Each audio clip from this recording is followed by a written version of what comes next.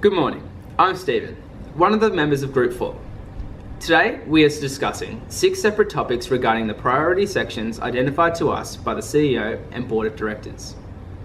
Our team consists of Laura, Lewis, Mel, Pawinder and Jamie, who will discuss these topics, providing insight to the strategies that can be implemented to cater for Aboriginal and Torres Strait Islander peoples now and into the future.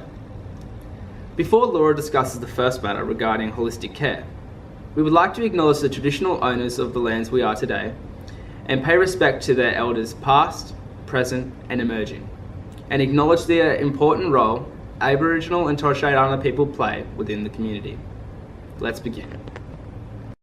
The holistic care of the Aboriginal and Torres Strait Islander people can be defined by National Aboriginal Community Control Health Organization as the act of health professionals attend to not only physical well-being, but social, emotional, and cultural needs as well, encouraging all individuals to achieve full potential, thereby bringing about the total well-being to their community.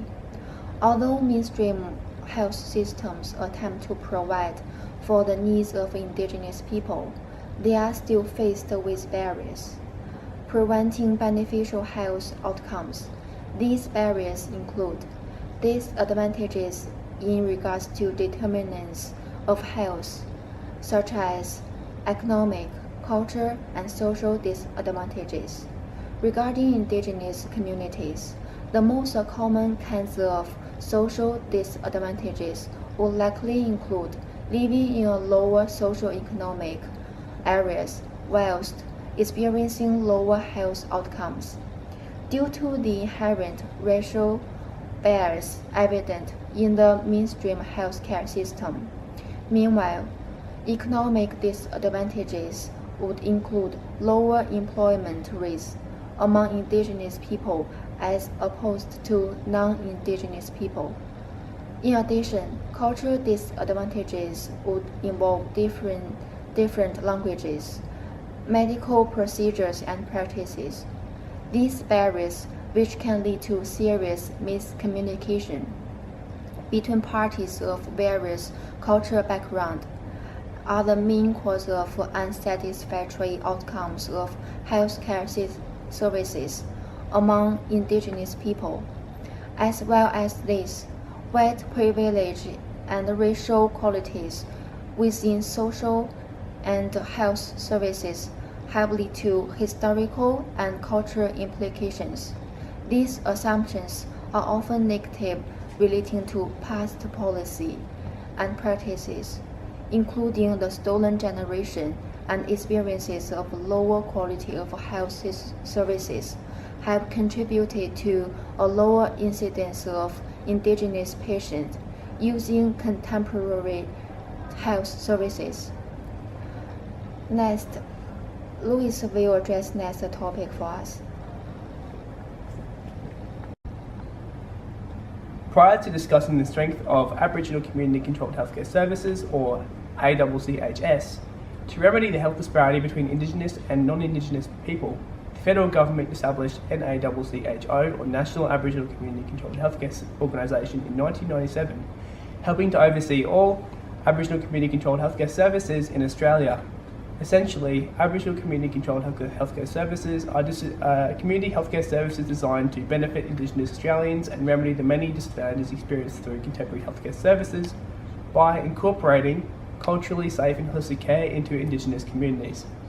Ultimately, Aboriginal Community Controlled Healthcare Services possess core strengths including improving health outcomes for Indigenous communities, Aboriginal community control, and increased accessibility for healthcare services.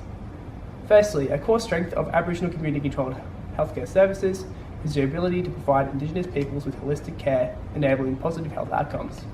This assertion suggests improvements to Indigenous health are progressive in line with the patient care medical home model, a model shown in several studies to improve psychological well-being.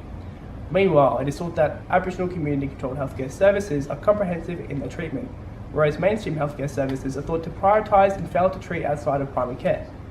Additionally, several health outcomes have improved since the introduction of Aboriginal community-controlled healthcare services, such as preterm birth for Indigenous women. Secondly, Enabling these services to be run by local Indigenous communities is another core strength. Many studies exemplify the importance of local leadership in these services, one of which indicated it led to a significant decline in the number of people with STIs. Additionally, local leadership enables the opportunity to provide culturally safe care by employing Indigenous staff with pre-existing knowledge and an understanding of Indigenous cultural backgrounds. Alongside cultural awareness training for non-Indigenous trainees, Indigenous leadership can increase our attendance rates of Indigenous patients and prevent racism experienced within healthcare. The final core strength of Aboriginal community-controlled healthcare services is the increased health accessibility to Indigenous patients. It's important to note that Indigenous people in both urban and rural environments lack sufficient access to healthcare due to limited centres forced to cater to an increasingly large clientele or rural isolation. For example, Brisbane hosts 3 Aboriginal community-controlled healthcare services catering for 40,000 people. Access in urban areas also affected due to culturally unsafe care in mainstream health. Fortunately, within communities that do possess these services, the Indigenous population almost always uses them. Thus, access to healthcare for Indigenous people is increased. Ultimately, Aboriginal community-controlled healthcare services succeed at providing holistic care for Indigenous communities. Through the discussion of Aboriginal community-controlled healthcare services, 3 core strengths including improved health, local Indigenous leadership and increased access to healthcare were identified. It's evident that Aboriginal community-controlled healthcare services play a pivotal role in providing Indigenous people with a holistic and culturally safe care. I'll now hand over to Steve to talk about his topic. Since colonisation, Indigenous people have often been dictated by discriminatory policy and practices, degraded of human freedoms and subjected to prejudice and racist ideologies. From this, historical and cultural occurrences within the healthcare setting, Indigenous patients have difficulty in developing rapport with non-Indigenous health professionals, subjected to lesser positive outcomes than other patients. A thesis by Carmel Mercer in 2013 refers to the consequences of past and present policies continuing to have negative effect on Indigenous populations, which has hindered the way Indigenous people interact with health services and facilities. The incorporation of Aboriginal and Torres Strait Islander people in the delivery of health services has provided forward progress in reducing health inequities that Aboriginal and Torres Strait Islander populations face. Ali Drummond states that the delivery of health services bridges the separation of contemporary Australian health services and the Indigenous population to address these barriers. To ensure that health services are being conveyed in a culturally safe manner, Aboriginal and Torres Strait Islander health workers are used in collaboration with health practitioners to ensure and engage the delivery of appropriate care to Indigenous communities across Australia. Many Indigenous health workers are members of the local community to which they are employed and use these strong relationships and knowledge of local health needs within their jobs.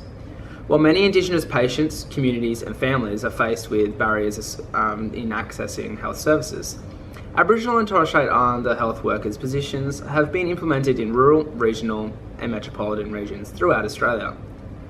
An Indigenous workforce will ensure that mainstream health providers are adequately equipped to provide for the diverse needs of this population.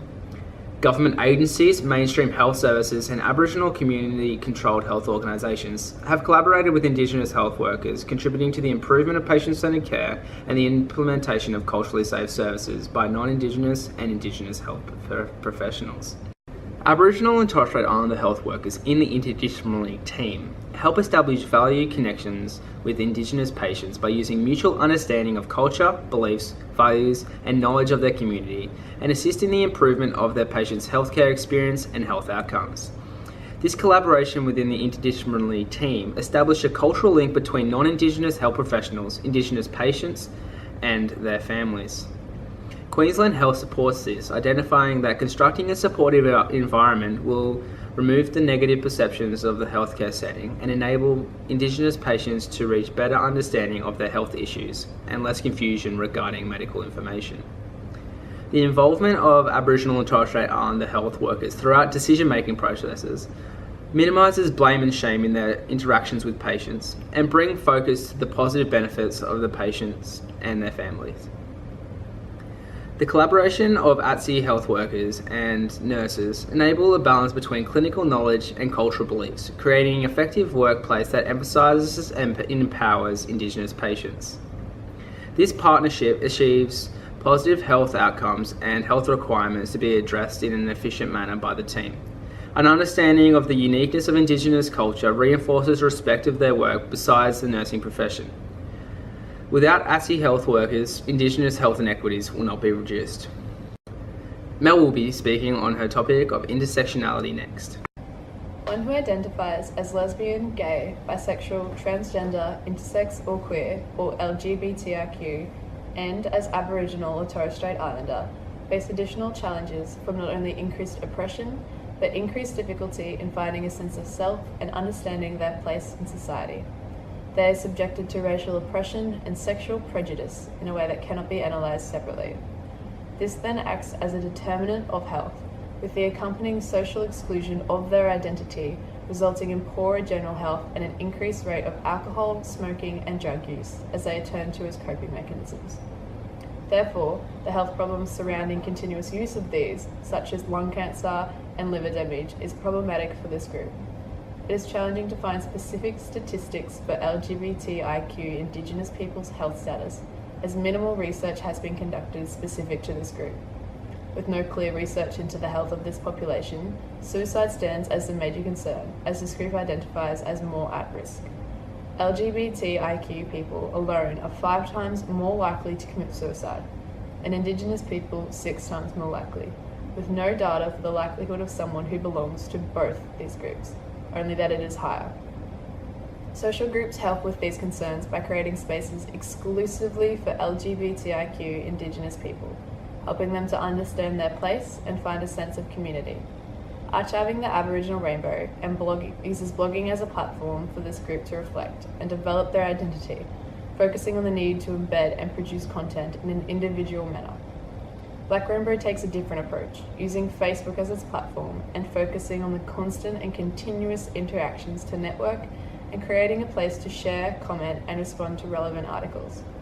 The Freedom Centre then works by providing volunteer-run drop-in sessions for personal contact, as well as online forums and organisation of events. All 3 of these groups responding to the need to be included, to be heard, to be valued and to not be alone. Within the healthcare setting, there are currently no preventative strategies or specific health interventions for this population. Additionally, the fear of being subjected to discrimination and stigma when within healthcare services acts as a barrier, delaying and in some cases stopping members from this population from seeking health services. The groups and organisations mentioned previously, despite efforts, have little to no influence over this.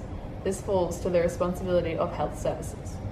Therefore, substance use, suicide and the fear of health services stand as the main health concern of this population. Social groups are limited to influencing only 2 out of the 3 of these. The third is left to the local mainstream health services, with the need to initiate change in order to achieve a holistic and culturally safe approach to health. Next, Paul Winder will discuss discharge against medical advice. Discharge against medical advice indicates the self-discharge by the patient before acquiring the actual discharge summary from the treating physician in the hospital setting. The increase in discharge against medical advice levels of the Aboriginal natives is also the direct result of their loneliness, isolation and stratification across the community environment. Miscommunication, distrust, cultural insecurity and institutionalized racism are some of the crucial factors that facilitate the hospital discharge of the Aboriginal native against the medical advice. Substance dependency in the Aboriginal population contributes significantly to increased pace of discharge against medical advice in the healthcare settings. Most Aboriginal patients encounter difficulty in understanding the treatment protocols in the absence of appropriate medical supervision. They eventually remain deprived of the qualitative healthcare interventions that become the greatest cause of their discharge against medical advice in the healthcare settings. The cultural beliefs of the Aboriginal patients differ radically from other Australians of the majority community, which leads to serious socio-economic and healthcare disparities that substantially barricades the implementation of equity in the treatment approaches for the Aboriginal patients.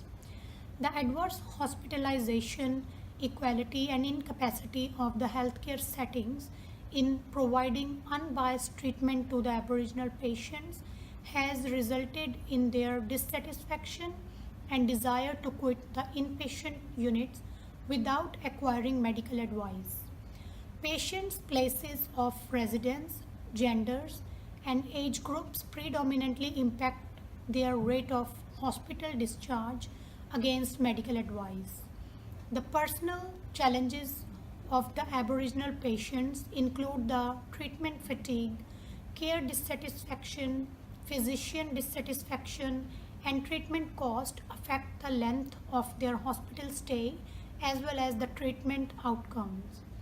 In order to reduce the prevalence of discharge against medical advice, healthcare professionals must adopt a responsive and unbiased attitude towards the Aboriginal people.